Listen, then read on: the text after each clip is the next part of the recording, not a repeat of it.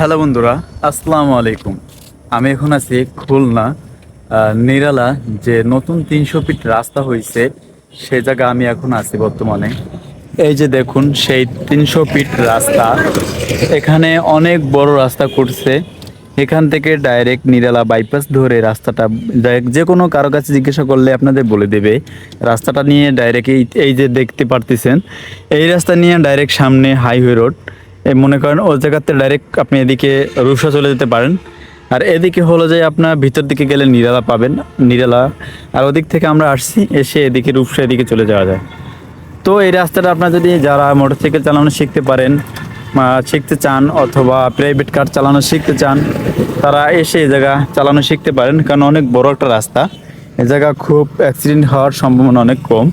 তারপর আপনারা সাবধানে চালাবেন, গাড়িগুলো দেখে চালাবেন, কারণ বলা তো যায় না কখন কি হয়ে যায়।